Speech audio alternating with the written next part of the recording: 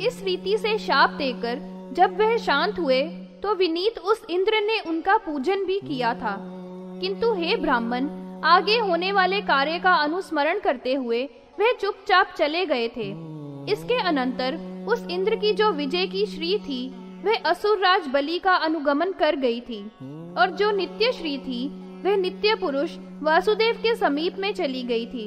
इंद्र भी अपने पुर में पहुंचकर सब देवगणों से युक्त होता हुआ श्री से विहीन होकर ही विषाद से युक्त चित्त वाला हो गया था और वह चिंता करने लगा था। इसके पश्चात उस देवों के पुर में परमाशुभ निमित्तों को उसने देखा था। फिर अपने गुरु बृहस्पति जी को बुलाकर यह वाक्य उनसे कहा, हे भगवान, आप तो सभी धर्मों के ज्ञाता हैं और तीनों कालों के ज्ञान के महान पंडित हैं।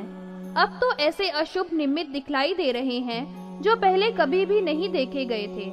इन सब का क्या फल होगा और इनका क्या कैसा भी कोई उपाय भी है? बृहस्पति जी ने देवराज के इस वाक्य का श्रवण कर फिर उन्होंने धर्मार्थ के सहित परम शुभ वाक्य में उत्तर दिया था, हे राजन, किए हुए कर्मों का फल सैकड़ों करोड़ कल्पों में भी बिना प्रायश्चित और उपभोगों के कभी भी विनाश नहीं होता है। इंद्रदेव ने कहा, हे ब्राह्मण, वह कर्म किस प्रकार का है और प्रायश्चित कैसा है, वह सब मैं सुनने का इच्छुक हूँ। वह मुझे विस्तार के साथ बतलाइए। बृहस्पति जी ने कहा, राजा के लिए 5 तरह के दुष्कृत कहे गए हैं। किसी का हनन करना, स्तेय, हिंसा, मदिरापान और अन्य अंगना के साथ में रति करना। ब्राह्मण, क्षत्रिय, वैश्य, शूद्र, गौ, अश्व, गधा, ऊंट, चतुष्पद, अंडज, अब्ज, तिर्यक, अनास्तिक ये योनियां हैं। इनमें अयुत, सहस्त्र, शत, 10, 5, 3, 1 और आधा क्रम से आरंभ से अंत तक जन्म धारण करना पड़ता है। ब्राह्मण, क्षत्रिय, वैश्य और स्त्रियों का ऊपर में कहे हुए अर्थ में पाप समादिष्ट होता है। माता पिता, गुरु, स्वामी और पुत्रों की निष्कृति होती है। गुरु की आज्ञा से कृत पाप उसकी आज्ञा लंघन में अर्थ पाता है। राजा को 10 ब्राह्मणों की भृति के लिए चाहिए कि एक द्विज का हनन कर देवे। तात्पर्य यह है कि यदि 10 ब्राह्मणों की जीविका की रक्षा होती है तो एक द्विज का हनन कर देना चाहिए। 100 ब्राह्मणों की भृति के लिए अथवा ब्राह्मण को ब्राह्मण तथा 5 ब्रह्मा के ज्ञाताओं के लिए एक वैश्य को दंड राजा को दे देना चाहिए। 10 वैश्यों की सुरक्षा के लिए एक वैश्य अथवा वैश्यों को दंड दे देना चाहिए, अथवा 100 वैश्यों का हित संपादन होता हो तो एक द्विज को दंड दे देना चाहिए। सहस्त्र शूद्रों के लिए अथवा ब्राह्मण को दंडित करें, उसके शतार्ध वैश्य को या उसका दशार्ध शूद्र को दंड देवे।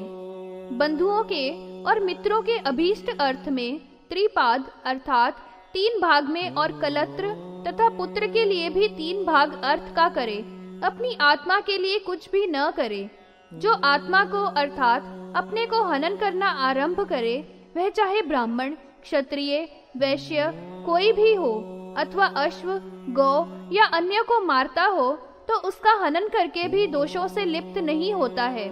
हे द्विज श्रेष्ठ, अपनी स्त्री, पुत्र, भाई और बंधु का हनन करने में 10 गुना दोष होता है और रक्षा करने में उतना ही फल भी होता है। राजा, द्विज, श्रोत्रिय, वेदवेता, व्रती, वेदांत ज्ञाता और वेदों के मनीषी के विनाश करने में 1, 2, 50 और अयुत गुनी निष्कृति होती है, ऐसा संत पुरुष कहते हैं। और इनकी रक्षा करने की विधि में दान करने में पूर्व जो कहा है उससे उत्तर गुना पुण्य कहते हैं। उनके दर्शन की विधि में तथा नमन करने में तथा इनकी शुश्रूषा करने में और इनके सदृश समाचरण करने वालों की भी शुश्रूषा आदि करने में भी वैसा ही फल होता है। सिंह, व्याघ्र और मृग आदि जो लोगों की हिंसा करने वाले हैं, उनको राजा देवों के तथा ब्राह्मणों के लिए निरंतर हनन कर सकता है। आवृत्ति के समय में अपने लिए भी हनन करके मेघों का भक्षण कर लेवे, अपने अन्न का पाचन न करे और पशुओं का भी पाचन नहीं करना चाहिए। देवों तथा ब्राह्मणों के लिए यदि पकाया भी जाए तो शेष से लिप्त नहीं होता है। पहले इस जगत के उज्जीवन की और प्रकृति वाली भगवती माया ने देवों, असुरों और मानवों का सृजन किया था। उनकी रक्षा के लिए 14 पशुओं की भी रचना की थी। उसी भांति यज्ञों की तथा उनके विधानों की भी रचना करके इनको बताया था। स्तेयपान वर्णन। इंद्रदेव ने कहा, हे भगवान, आपने हिंसा आदि का संपूर्ण लक्षण बता दिया है। अब स्तेय का क्या लक्षण है, यह भी आप मेरे सामने विस्तार के साथ वर्णन कीजिए। समस्त पापों में अधिक पाप जीव जातियों का हनन करना ही होता है। इससे भी अधिक पाप उसके हनन करने का होता है जो विश्वस्त होवे तथा शरण में समागत हो गया हो।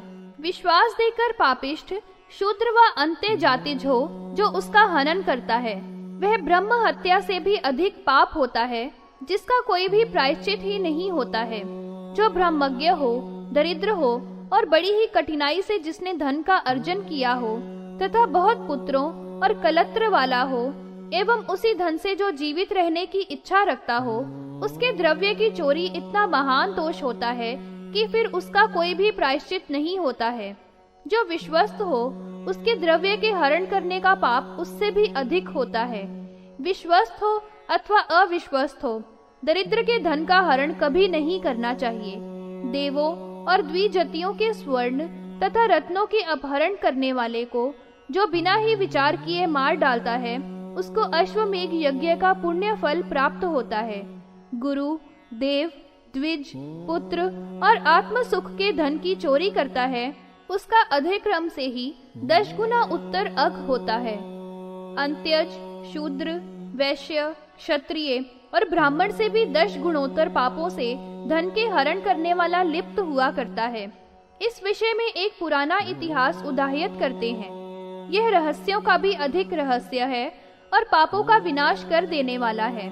प्राचीन काल में कांचीपुर में एक वज्र नाम वाला चोर उत्पन्न हुआ था।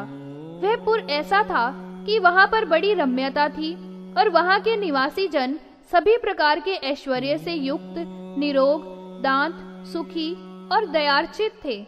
यह नगर सब तरह के ऐश्वर्य से समन्वित था। उससे वह तस्कर ने स्तोकास्तोक अर्थात न्यूनाधिक क्रम से बहुत से धन का अपहरण किया था। उसको वह जंगल में एक गड्ढा बनाकर लोभ से रख दिया करता था। उसका गोपन आधी रात में किया करता था। जब धन रख चला गया था, तब किसी किरात ने वहां आकर उसको देखा था। उसका 10वां भाग उसमें से किरात ने ले लिया था। वह तस्कर इसको नहीं जान पाया था। वह किरात तो काष्ठ का भार लेकर चला गया था। वह तस्कर भी एक शिला से उस गड्ढे को ढककर और मिट्टी से भरकर फिर उसी नगरी में धन की तृष्णा से चला गया था।